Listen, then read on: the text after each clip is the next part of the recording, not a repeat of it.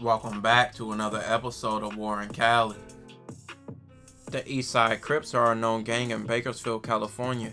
Over the years, they have made headlines for various crimes, and one was a very disturbing one.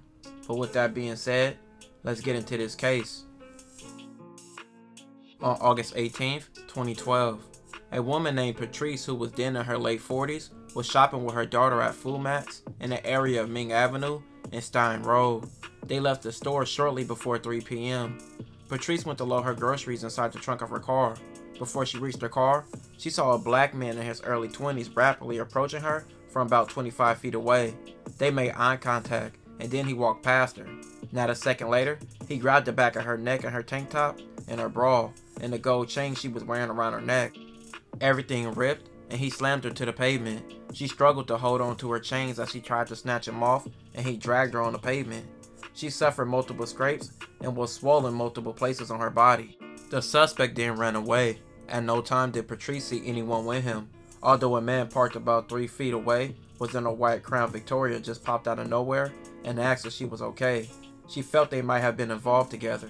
Patrice did not contact police the day her chain was taken. She was in shock and had frozen groceries inside her car on a hot day and did not know how fast anyone would respond as she called 911.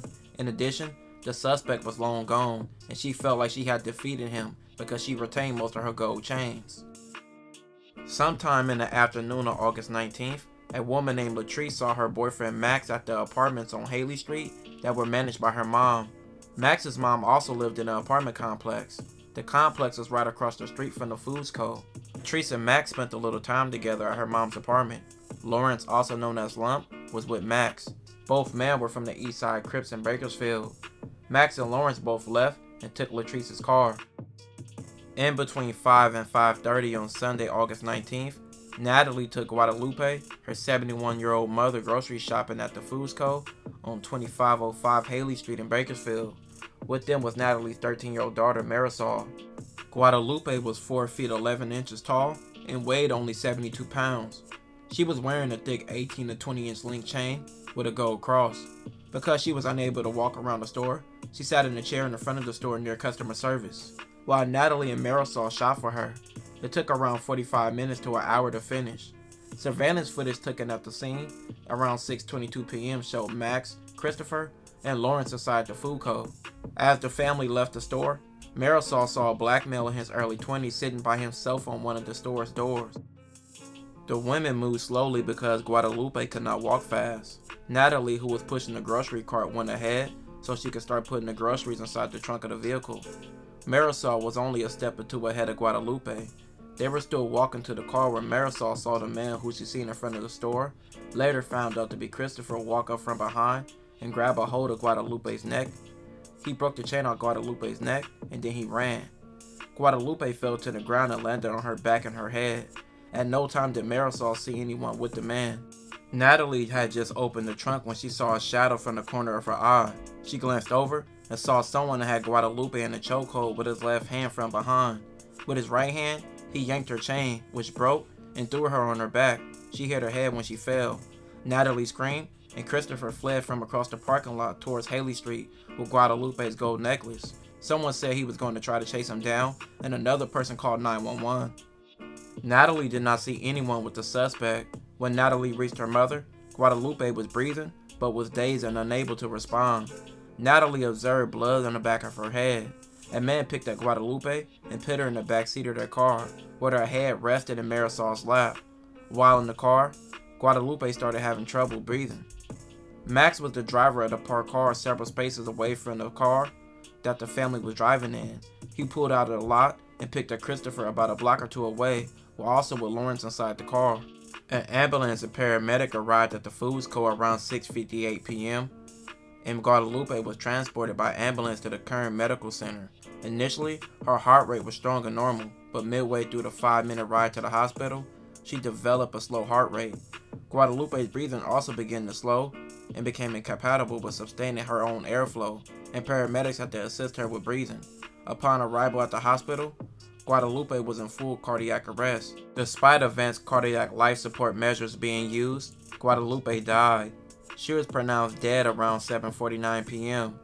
The forensic pathologist who performed the autopsy stated the cause of death as emotional stress, which was associated with physical altercation during a robbery, and also a irregular heartbeat associated with blunt force. The woman who was robbed days prior to Guadalupe's death being Patrice, she was watching the morning news the following morning on Monday, August 20th, when she saw an artist sketch a possible suspect in the crime that she was in. She immediately recognized the individual as the person who took her chain, being Max. She called the police. That same day, she was shown a single photograph of 6 individuals, which one she identified as Max. On August 20th, Max was picked up by the police. He admitted walking through the foods code, but denied touching Guadalupe and told police to go look at the surveillance footage. On August 20th, Max was picked up by the police. He admitted walking through the foods code, but denied touching Guadalupe and told police to go look at the surveillance footage, which he said would show him leaving by himself. Based on the interview, police conducted further investigation. On August 23rd, Max was interviewed again. He insisted he had walked to the store with 2 individuals, but said that he did not leave with them. He said he walked back to the apartment complex by himself while the others remained at the store. Max denied driving the perpetrators away in the car. When police told Max they knew he was with Lawrence because his ankle monitor put him there at the exact time the situation happened, and also seen Lawrence running away and getting into Max's car. Max says Lawrence was not the person who did it. Max admitted Lawrence was one of the 2 people he was walking with, but insisted they did not do it, and that he gave Lawrence a ride. He said it was the other person who did it, but he still did not give a name. But Lawrence's GPS monitor tracked the trips and every move of the 2 of the next days, along with them going to a cash for gold spot for other robberies. All men were later arrested, and later sentenced to life in prison for the murder and robbery. The murder convictions of Max and Lawrence were overturned in 2017, and due to the change of the state law for felony murder rule, the district attorney's office can no longer prosecute them for murder, prosecutors said, with both jail sentences went to around 24 years instead of life.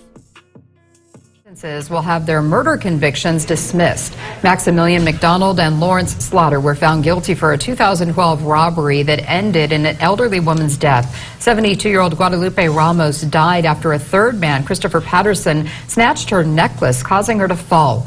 He is still serving a life sentence, but because of changes to the felony murder law, Slaughter and McDonald will have those convictions dismissed. Before this year, the felony murder rule allowed people to be charged with murder if they were involved in a dangerous felony, even if they weren't actually the killer. Both men still face significant time behind bars on their robbery convictions. Christopher was the last man charged in this case, and he was also the one who snatched Guadalupe's chain off her neck and was the one who killed her. He still remains in jail for life, and he's even been in headlines of recently being part of a brutal beating in prison of a fellow Eastside Crip in jail. In this story, 3 men crashed out over a chain, and this cost an innocent woman her life. R.I.P. to her. This will conclude this episode. If you haven't already, check out my previous episodes. Don't forget to like, comment, and subscribe.